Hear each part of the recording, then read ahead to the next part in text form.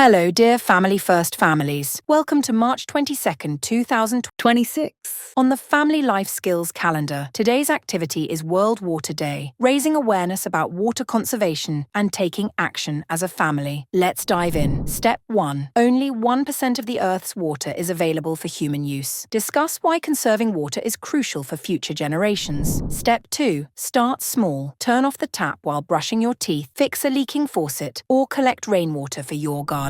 Step 3. Set up a container to collect rainwater for watering plants or cleaning. It's a fun and practical way to save water. Step 4. Keep a chart of your water-saving actions. Celebrate milestones like fixing a faucet or reducing water use. Step 5. Talk about how conserving water helps the planet. Discuss how small actions create big impacts. Let's see what you experienced and learned today. Eco-consciousness, learning sustainable habits, teamwork, working together for a greener future. Celebrate World Water Day by making water conservation a family priority. Thank you for joining us. See you tomorrow. Family Life Skills Calendar. Cherish today, celebrate tomorrow. Signing off from the Family First team. Thank you and all the best.